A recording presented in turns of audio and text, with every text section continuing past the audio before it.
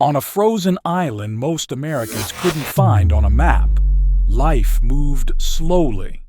In Nuuk, Greenland's capital, mornings began the same way they always had, fishing boats cutting through gray water, children walking to school bundled against Arctic wind, government offices opening on time, running the quiet business of a self-governing territory that rarely made global headlines. Greenland had existed for centuries without asking the world for much, and the world, until recently, had mostly ignored it. That changed the moment the President of the United States said the words out loud. We're going to have Greenland. I just say this, we need Greenland.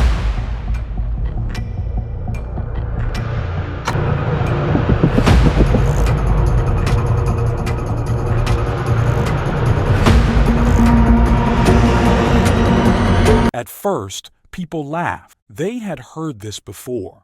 Back in Trump's first term, the idea of buying Greenland had been treated like a punchline, a real estate mogul thinking out loud, floating a wild idea that would die in the news cycle. Denmark had dismissed it. Greenland had rejected it. Washington had moved on. But this time was different. This time, it wasn't a joke. This time, officials weren't laughing behind closed doors. They were running numbers, drafting proposals, asking a question that hadn't been seriously asked in modern history. What would it actually cost to buy a country-sized island? National security and even international security. Denmark hasn't done a good job at keeping Greenland safe. The answer came back quietly, and it shocked everyone. As much as $700 billion. More than half the Pentagon's annual budget, more than the Louisiana Purchase cost in today's dollars, more than most Americans could comprehend. And yet, inside the White House, that number didn't end the conversation. It escalated it. Because Greenland wasn't being discussed as a place with people, history, or sovereignty. It was being discussed as a strategic asset, an 800,000 square mile buffer in the Arctic. A front-row seat to Russia and China's northern ambitions, a landmass sitting on rare earth minerals the modern world desperately needs.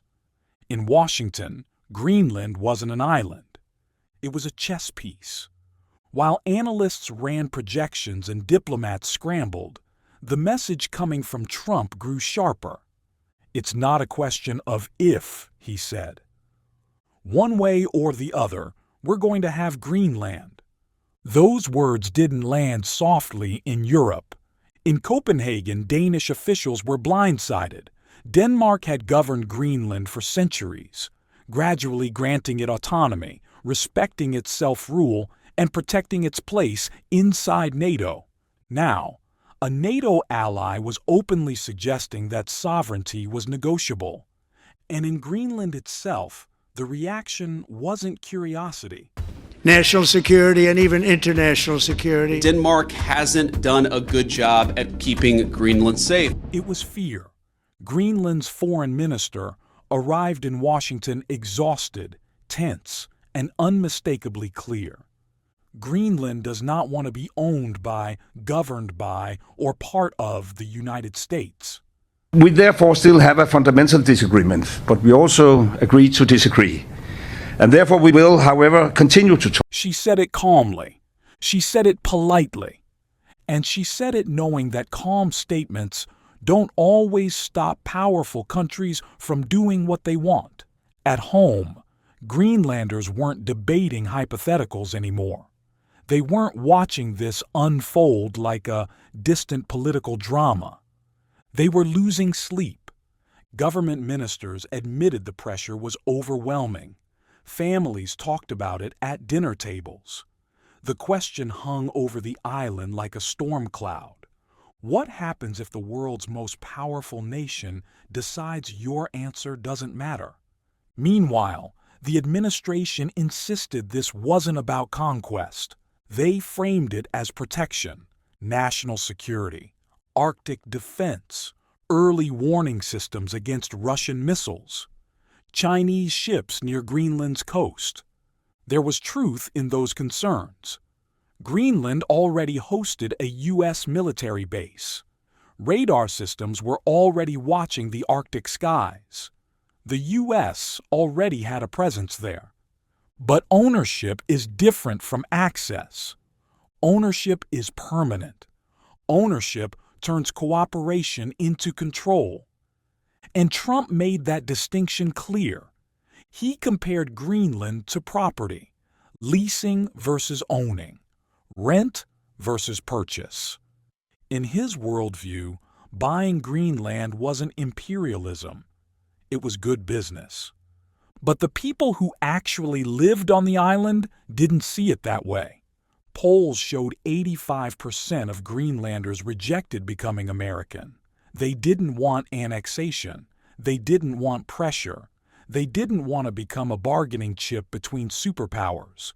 They wanted what they already had: self-rule, dignity, the right to decide their own future. As talks intensified, another truth became impossible to ignore. The United States didn't need to invade Greenland. It didn't even need to buy it. There were quieter options: financial dependence, security agreements, partnerships that looked voluntary on paper but came with invisible strings. And that's when the conversation shifted from whether Greenland could be taken to how, because history has shown something uncomfortable. Empires don't always arrive with soldiers. Sometimes they arrive with contracts. Sometimes they arrive with mutual interests. Sometimes they arrive smiling, asking for cooperation, while quietly preparing for what comes next if the answer is no. By the time Danish and Greenland officials sat across from U.S. leadership in Washington, one thing was clear. This was no longer about a headline-grabbing idea. This was about testing a boundary. And once a boundary is tested, it never fully resets. Greenland wasn't for sale. But the world was about to find out whether that saying was enough. By the time Greenland's leaders landed in Washington, the tone had already shifted. This was no longer a conversation about curiosity or cooperation. It was about leverage. Inside the White House, the question wasn't whether Greenland belonged to Denmark or its people. The question was how long that reality could survive under pressure from the most powerful nation on Earth.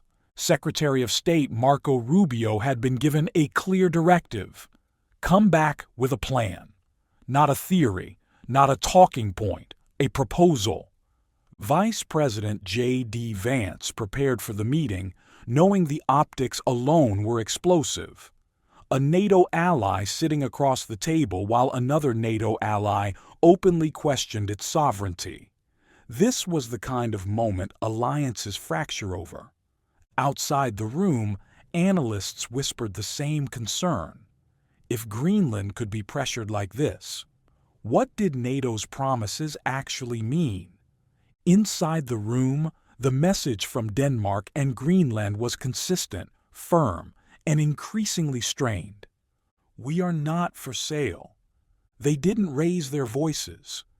They didn't threaten retaliation. They simply repeated the same truth, again and again, hoping repetition would become a boundary. But repetition doesn't stop momentum. Trump's language had already done something irreversible. By saying one way or the other, he had transformed diplomacy into a countdown. Once force is mentioned, even hypothetically, every negotiation becomes unequal. Greenland's leaders knew this. So did Denmark. So did every European capital watching closely. Because this wasn't just about an island. It was about precedent. If the United States could openly discuss acquiring Allied territory through pressure, then the post-World War II order, the one built on sovereignty and consent, suddenly looked fragile. Back in Greenland, the mood grew heavier by the day. Government ministers admitted publicly that citizens were anxious. Families weren't debating politics anymore. They were asking existential questions. Would Greenland still exist as Greenland in 10 years? Or would it become something else entirely? A territory, a base, a line item in America's Arctic strategy. The U.S. administration argued this wasn't about domination. It was about defense. Russian submarines, Chinese research vessels, missile trajectories cutting across the Arctic sky. And again, the facts weren't imaginary. Russia had been expanding its Arctic military footprint for years. China had declared itself a near-Arctic state, despite being thousands of miles away. Rare earth minerals, essential for weapons, batteries, and modern technology, sat beneath Greenland's ice. In Washington, that made Greenland less a homeland and more a vault. But there was a problem. You can't secure a place whose people don't consent without changing what security means. So new ideas emerged. If buying Greenland outright was too controversial, if military force was too destabilizing, then maybe there was a quieter path, a compact of free association.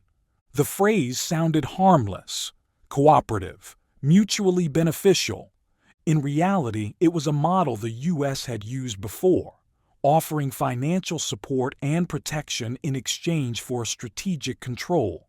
Marshall Islands, Micronesia, Palau, independent on paper, dependent in practice. For some in Washington, this felt elegant. For Greenland, it felt like the beginning of the end. Because once money becomes survival, choice disappears. Trump, meanwhile, kept speaking in absolutes. NATO becomes stronger with Greenland in our hands, he wrote. Anything less, he said, was unacceptable. That word, unacceptable, echoed loudly in European capitals. Unacceptable to whom? Denmark was a founding NATO member.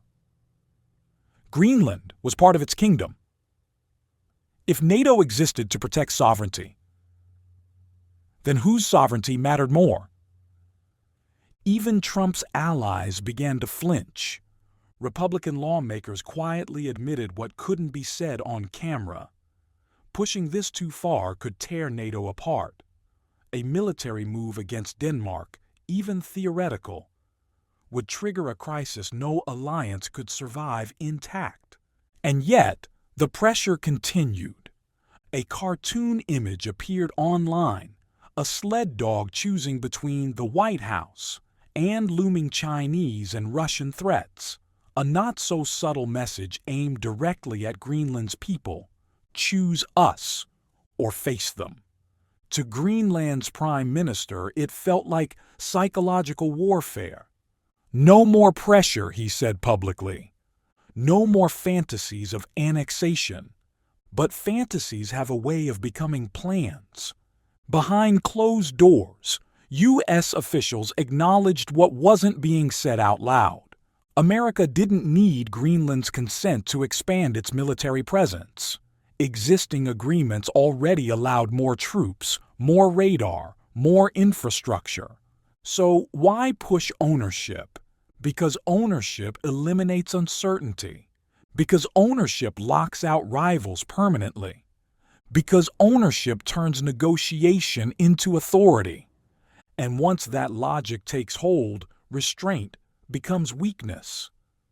European leaders responded with rare unity. France, Germany, Italy, Spain, the UK, all signed statements reaffirming Greenland's sovereignty. NATO officials warned that even discussing force risked shattering trust. But warnings only work when the listener still cares about the system issuing them. Trump wasn't playing alliance politics. He was playing dominance. The idea that America could simply decide its interest outweighed another nation's autonomy wasn't new. It was just usually unspoken. Now it was being said aloud, and Greenland, small, quiet, remote, found itself standing at the fault line between two versions of the world, one where power respects borders, and one where power redraws them. As winter deepened over the Arctic, one truth became impossible to ignore. This wasn't about Greenland's ice or minerals or coastline. It was about whether saying no still meant anything when a superpower stops accepting the answer. And as history has shown time and again, the most dangerous moment isn't when a country invades. It's when it decides it doesn't have to ask anymore. History rarely announces itself when it crosses the line. There's no siren, no formal declaration, just a moment when language changes, and the world quietly realizes the rules are no longer being followed.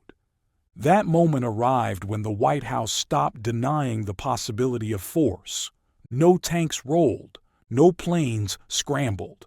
But the sentence existed now, floating, undeniable, that Greenland could be taken if cooperation failed.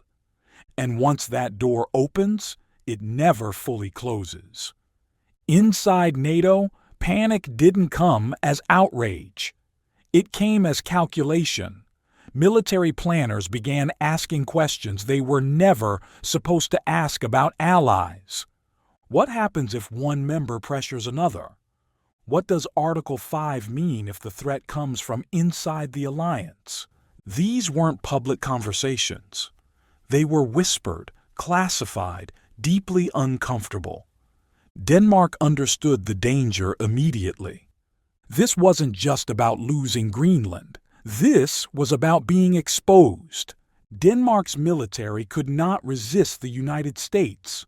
No NATO ally could, not without triggering catastrophe, which meant Denmark's power rested entirely on norms, agreements, and the assumption that America would never cross certain lines. Assumptions, it turned out, were fragile. Greenland felt the shift before anyone else. Military flights increased. Surveillance activity intensified. Infrastructure upgrades were proposed. Radar systems, runways, logistics hubs, all framed as defensive necessities. Each proposal, on its own, sounded reasonable. Together, they formed a net. The island wasn't being invaded. It was being enveloped. For Greenland's leaders, the fear wasn't occupation. It was irrelevance. Once enough American hardware existed on the island, ownership would become symbolic. Control would already be real. And that was the quiet brilliance of the strategy. Why seize land violently when you can make resistance meaningless? Back in Washington, internal debates shifted from if to how far. Some officials warned that pushing too hard would shatter NATO beyond repair. Others argued the opposite, that hesitation invited weakness, and weakness invited rivals. China watched closely. Russia watched even closer. Both understood the subtext perfectly. If the United States could pressure a NATO ally publicly, then the global order was already bending. And bending systems tend to break. Trump doubled down. He framed Greenland not as a nation's homeland, but as a strategic necessity, a shield against missiles, a bulwark against encirclement, a piece of land too important to be left to chance. The argument was simple. Security overrides sovereignty. It always has. Congress, sensing the danger, attempted to slow the momentum. Bipartisan legislation emerged, limiting the Defense Department's ability to assert control over Allied territory without NATO approval. But legislation is slow. Power moves fast. And power, once in motion, rarely waits for permission. European leaders issued statements, strong ones, defiant ones. Greenland belongs to its people. But statements don't stop aircraft. They don't stop funding. They don't stop influence. Behind closed doors, NATO diplomats admitted what no one wanted to say publicly. If the United States decided to force the issue, there was no mechanism to stop it, only consequences to survive afterward. Greenland became a stress test for the modern world. Could a small population, 57,000 people, hold their ground against the gravity of empire? Or would they be absorbed not through conquest, but through inevitability? Polls made the answer clear. Greenlanders overwhelmingly rejected becoming American. But polls don't move geopolitics. Leverage does. Financial aid offers grew. Investment proposals multiplied. Long-term economic partnerships were floated, all contingent on strategic alignment. Each offer came with a quiet implication. Say yes now, or lose control later. The world had seen this pattern before. Influence first, dependence next, ownership last. And still Greenland resisted, not loudly, not violently, but firmly. They chose Denmark. They chose Europe. They chose sovereignty. The irony was painful. Greenland had long debated independence from Denmark, a future where it stood on its own terms. Now, that very vulnerability made it a target. Freedom made it valuable. And value attracted predators. As pressure intensified, analysts began asking the final, uncomfortable question. What if this wasn't about Greenland at all? What if Greenland was the rehearsal, a test case for how far power could stretch before something snapped? Because if borders could be challenged here, between allies, then nowhere was immune. The Arctic wasn't just a frontier, it was a warning. In the end, no treaty was signed, no purchase completed, no invasion launched, not yet. But something fundamental had already changed. The idea that sovereignty was untouchable had been cracked open. And history teaches us that once power learns it can push, it eventually does. Greenland remained where it had always been, frozen, vast, quiet. But it was no longer invisible. It had become proof that in a world defined by money, power, and fear, even the most peaceful land can become the center of a global standoff. And the scariest part? This story didn't end. It paused. At the beginning of this story, a question was asked. Not out loud, not with permission. What would it take to own Greenland? Nothing was signed. Nothing was taken. But once something is labeled necessary, it stops being hypothetical. History doesn't always move with armies. Sometimes it moves with language. And when power decides something matters, it rarely asks twice.